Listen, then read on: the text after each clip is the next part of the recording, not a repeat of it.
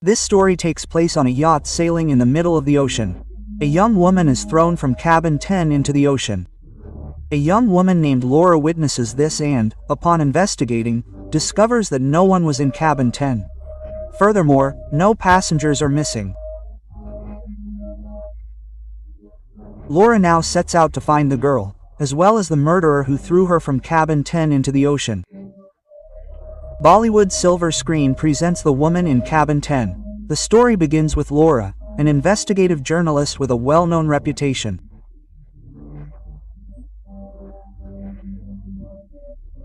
She recently exposed an NGO. The woman who helped her in this endeavor was drowned. This leaves Laura deeply disturbed.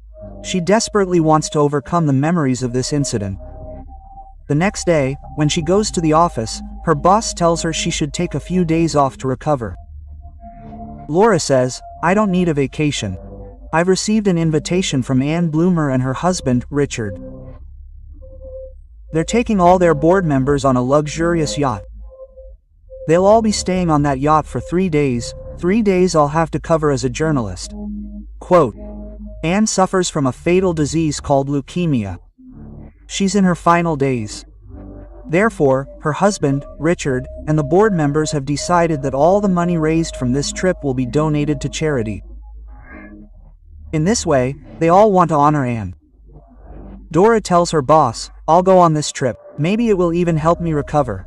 Quote, the next day, Laura is shown traveling to a luxurious yacht where the country's wealthiest people are staying. Laura also meets Anne's doctor here. She then notices her ex-boyfriend taking photos. Laura and he used to work together, but they've since broken up.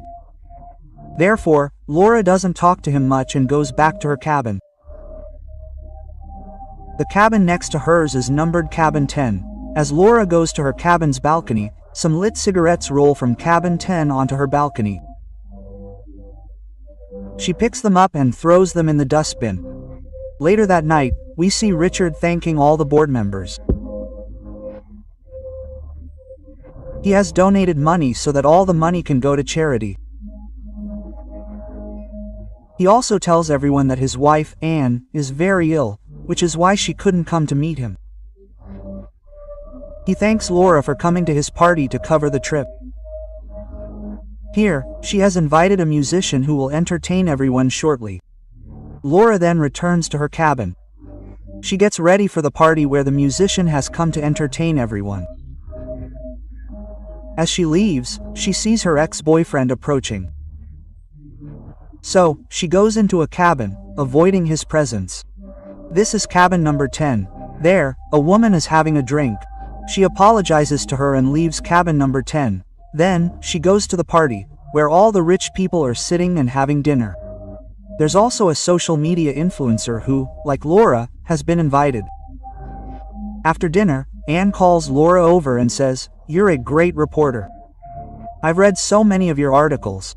But now, these are my last days. That's why I wrote something. I want you to read it."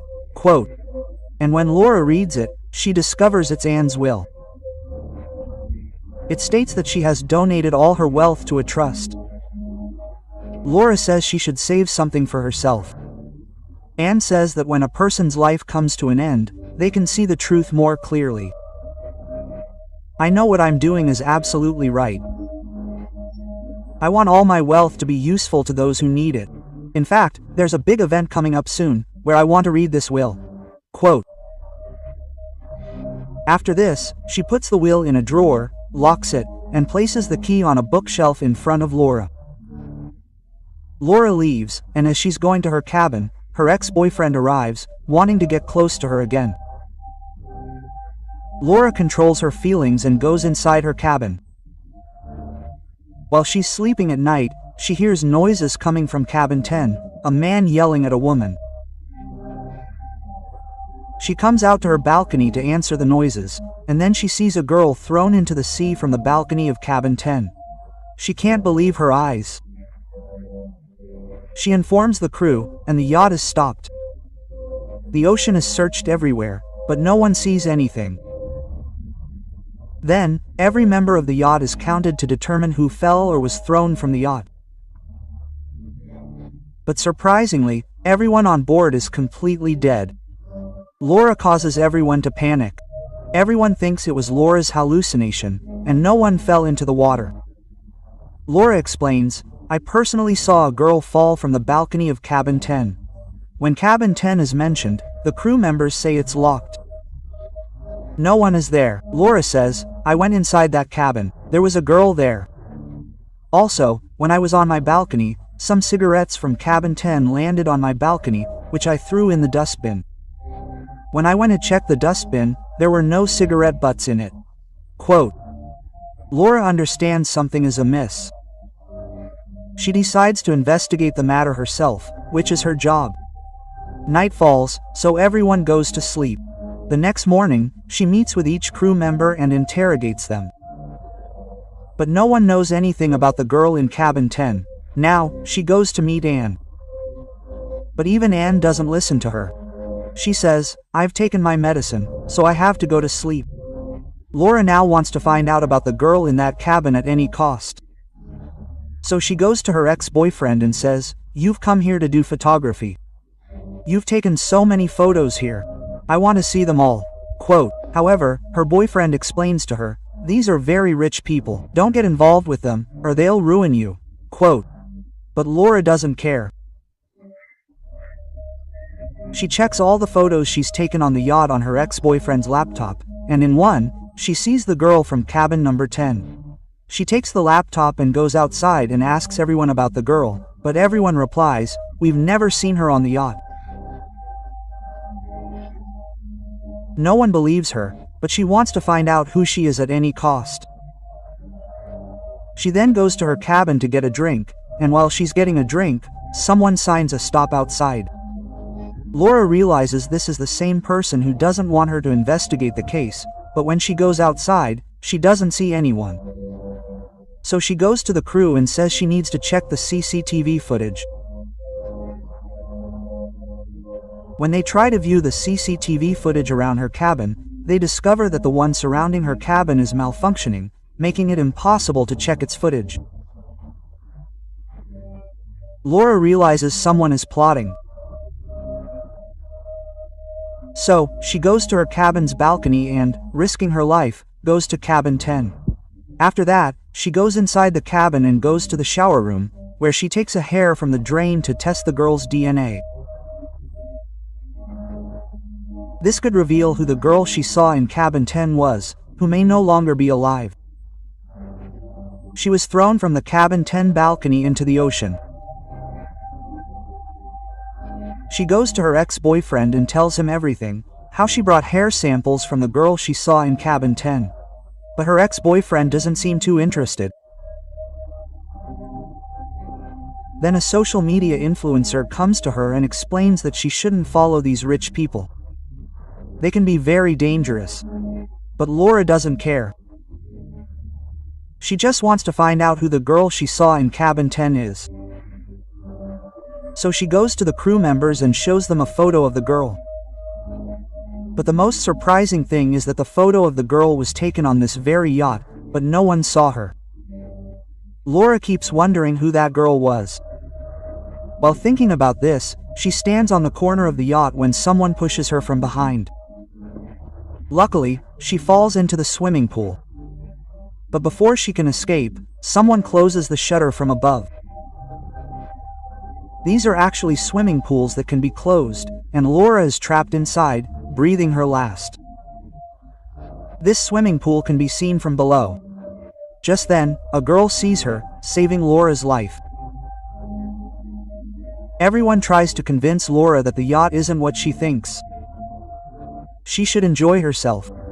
Laura says that someone pushed her from behind. After which, the swimming pool is closed from above.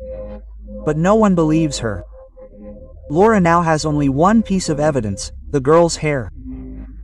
She checks her coat pocket for a hair that isn't there. She suspects her ex-boyfriend is also involved with the people behind this. So, she goes to her ex-boyfriend and tells him everything. He says, "I want to support you. I'm not involved with anyone. But Laura no longer trusts her. Laura returns to her cabin and hears a noise outside her door. When she looks out the peephole, she sees a girl wearing a hoodie walking away. Laura follows her. The girl goes to the bottom of the yard, where she encounters her. Laura sees that it's the same girl she saw in cabin 10. Laura asks, "Who are you? You pushed me into the swimming pool." Quote. The girl says, "I didn't push you. Get out of here or you'll be killed." Quote. Laura becomes furious. Laura grabs her, and accidentally her hoodie falls off, along with her wig. Laura sees that it's Anne. Laura is confused, and Anne pushes her, causing her head to hit a pipe behind her. Laura faints, and Anne locks her in place and leaves. After a while, Laura regains consciousness. She tries desperately to get out, but there's no way out. Laura then goes through a series of thoughts. She realizes the girl she just saw isn't Anne, but a duplicate. The real Anne was thrown into the ocean from the balcony of cabin 10. After a while, the fake Anne returns. Laura asks her, "Who are you? The real Anne was killed because of you, and you might be behind it." Her husband, Richard, is involved because Anne wanted to donate all her wealth. Richard must have found out about this, which is why he killed his wife. Quote. The fake Anne reveals that she was hired for just one day. She used AI to find her on Facebook because she resembled Anne. She simply had to pose as the real Anne for a day so she could sign some documents, which would earn her a lot of money. "I have to take care of my daughter. That's why I need money." But that night, while I was in cabin 10, Richard came to visit me. He was actually trying to act out how we should behave at a party. But then the real Anne arrived. She saw us together. Richard attacked her, pushed her down, and then threw her from the balcony of cabin 10 into the ocean. I had no idea he would kill Anne, otherwise, I would never have supported him. Laura asks, "What's your name?" She tells me, "My name is Carrie." Laura says, "Once you sign the will, he'll kill you too." Carrie doesn't respond, locks the door, and leaves. Laura's ex-boyfriend is shown, wanting to go to her cabin. But just then, Anne's doctor arrives. He says, Laura is resting. The fall in the pool has severely affected her brain. Quote, "That's why you can't meet her right now." The doctor then goes to Richard. Richard tells him to search for Anne throughout the yard. "Kill her wherever you find her." The doctor says, "I always gave Anne overdoses at your behest. But this is murder. I can't do that." Quote. Richard says, "I have proof that you overdosed Anne. If I present this evidence to the police, you'll be jailed." Quote. That's why the doctor has to agree.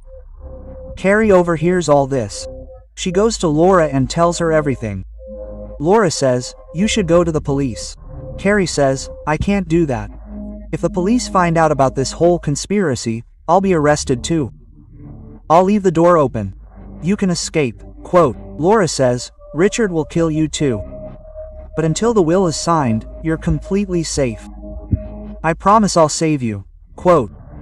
And now their 3-day journey ends. Finally, they arrive at their destination, where a gala is about to be held, where Anne wants to read her will. One by one, everyone disembarks. Laura's ex-boyfriend stops in front of her cabin. A crew member then informs him that the doctor has given her a dose, which is why she's in a deep sleep. She'll reach Ugala soon. Her ex-boyfriend then boards the boat. He's deeply worried about Laura. So, he gets off the boat and returns to the yacht to take care of her. Laura is then shown emerging from the underground. She goes to the library and retrieves the will, the speech Anne was supposed to deliver at the gala. Just then, the doctor arrives, holding an injection in his hand. Laura understands his intentions and flees for her life. The doctor and one of his men chase Laura, capturing her. Just then, Laura's ex-boyfriend arrives and captures the doctor. The doctor gives Laura the injection he intended to administer to her, causing her to faint. He tells Laura to run away. But the doctor has now captured Laura. However, her ex-boyfriend attacks the doctor again. Laura seizes her chance. She goes to the corner of the yard and jumps from it, killing her. Laura's ex-boyfriend dies. Laura swims to the shore of the barn. The doctor then goes to Robert and tells him that Laura's boyfriend was accidentally killed. Laura jumped into the sea, the water being extremely cold. I think she must have died by now. Richard says that once Carrie signs the will, kill her too. We then see Carrie sitting in front of the lawyers. All the lawyers are shocked that she changed her will. In fact, everyone already knew that she wanted to donate her entire fortune to charity so that the money could be used to help the needy. Carrie hesitates to sign the papers. Richard says that if she feels weak, the doctor can give her a dose. He's actually scaring her. According to all the lawyers present, they see Anne in front of them, but it's not Anne, but Carrie. Carrie has to sign the will, which means that Richard now owns all of Anne's wealth. Laura is shown arriving at the gala. She approaches the security officer, who is loyal to Anne. She tells her that the girl who was thrown into the sea from cabin 10 is none other than Anne, and that the Anne in front of her now is her duplicate. She then gives her the letter from Anne that she wanted to read at the gala, in which she tells everyone that she has donated her entire fortune to charity.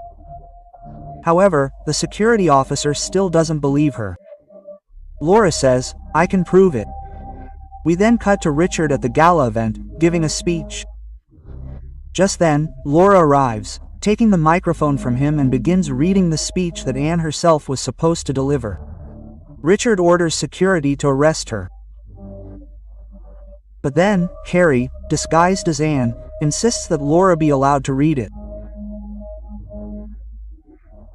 Laura reads the entire letter, revealing that Anne intended to donate her entire fortune to charity to help those in need.